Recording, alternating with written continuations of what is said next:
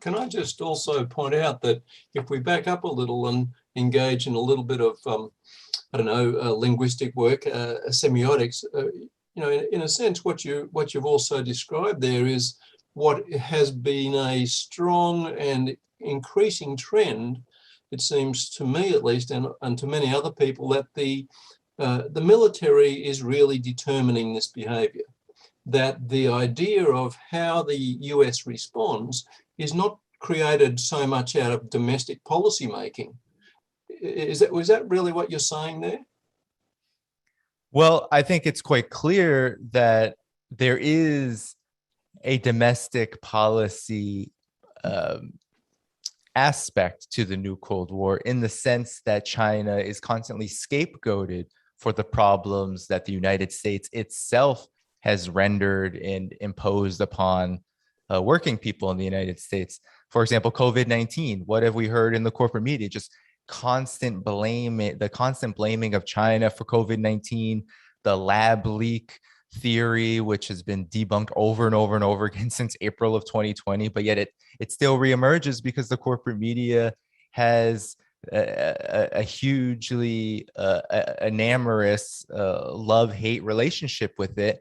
And then there's the fact that the United States' corporate media has basically depicted China as this so-called competitor, which, if allowed to, and we heard the Biden administration say this in late March, if China is allowed to become the wealthiest country, the biggest economy in the world, then there's somehow some kind of threat to American democracy itself, that the United States will somehow have its so-called national security interests endangered. So that's how it has a domestic policy effect, in the sense that the new Cold War both distracts from the real root causes for the economic and social problems that exist in the United States, and at the same time fuels yellow peril racism, which allows the United States' military, as you said,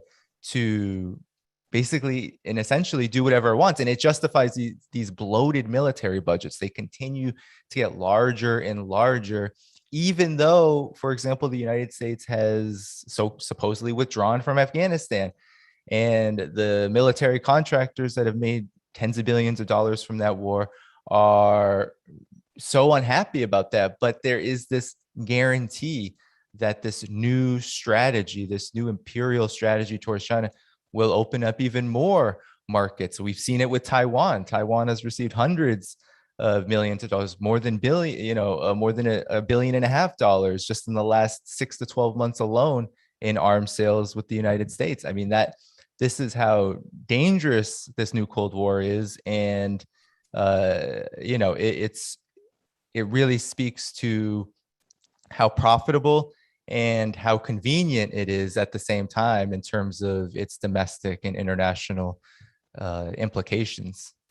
It seems like it can be a perfect storm, can't it? Because you've got the military who get what they want. You've got the long, rather appalling history of racism in the United States that then neatly falls into place in terms of mischaracterizing Asian people as inferior. And then you've got domestic policy. And if we continue on talking about domestic policy a little, I mean, what we have is a very, very large number of people who, since, I suppose, the Clinton years or just before, have been put out of work, or when they've been re-employed, they've gone into much lower paid jobs and they're really struggling. So the working class have really just had the worst of this. And so it seems to me that also provides a great source of resentment, which of course Trump played into, but that also happily, for those who want to play the game, happily allows a relatively easy enemy to be characterized as an enemy, even though they're not.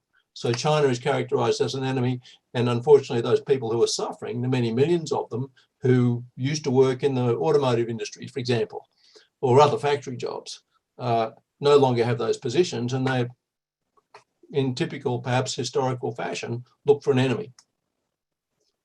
Yes, and this is not a new phenomenon. I mean, this is especially in relation to the Chinese to China in relation to China. I mean, this has been going on since the mid 19th century, when Chinese laborers in the millions would migrate here and then face this kind of racism, because even segments of the labor movement did this in San Francisco, for example, target Chinese laborers as the scapegoat for the economic problems that were really caused by big business. And the same is happening now. And this has been, this has been decades in the making, as you said, with the United States deindustrializing by its own necessity, according to the the corporate owning class, the capitalist class. China has been the country which has been seen as, well, they took our jobs, right? And that narrative persists to this day. And I think that underlying economic sort of scapegoating has always been there to provide fertile ground for an increase in xenophobia and a real justification for this new Cold War in a moment of crisis, because that's what we're in right now, with the United States being leveled by COVID-19 and then also going through one of the most severe economic crises over the past 100 years. That laid fertile ground for the Trump administration, but the Democrats and Joe Biden now, they haven't countered that any one bit. In fact, Joe Biden and Donald Trump during the 2020 election were sparring for who could be tougher on China. And we've seen with the Biden administration's current policy towards China that he is doing what I've been talking about as or what I've been referring to as the Obama version of China policy. The Barack Obama administration talked about wars in a very specific way. So Barack Obama was no peace advocate. He spoke about wars as being divided into two categories: smart wars and dumb wars, and that the way that the Bush administration waged war was stupid. It put the United States in a very bad position globally. And so Barack Obama worked very hard to expand the war machine, but to do it in a way that was palatable for large sections, especially of the US population. Joe Biden is trying to do the same thing when it comes to China, in the sense that he has changed some aspects of the rhetoric. There's no more China virus, quote unquote, coming out of official Washington, at least within the Biden administration.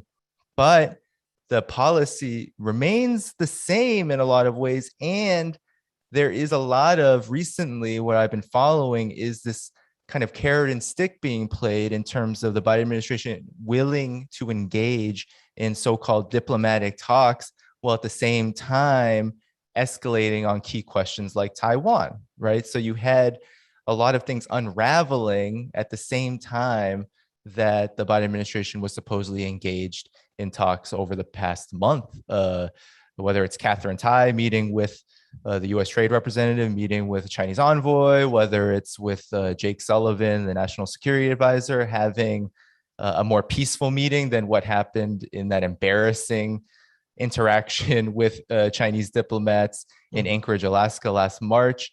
And all of this has been spurred by the release of Meng Wanzhou, Huawei's CFO, who was released early in October after 3 years of house arrest imposed by the United States in Canada. So I think the real issue here is that the Biden administration has moved its rhetoric to a more smart war kind of orientation toward China, which continues to really reinforce the targeting of China, the scapegoating of China, while at the same time giving it a more professional and politically feasible sort of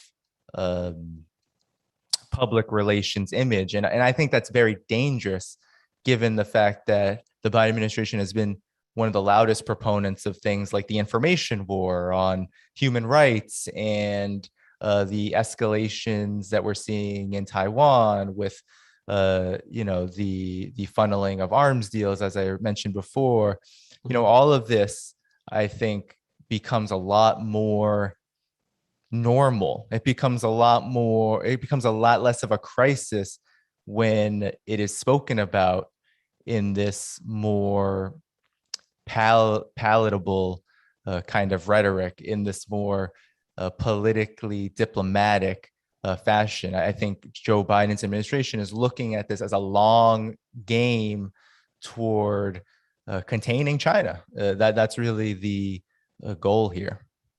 Well, the containment is an old game. We know that from 70, 80 years ago, the Keenan document, the long telegram.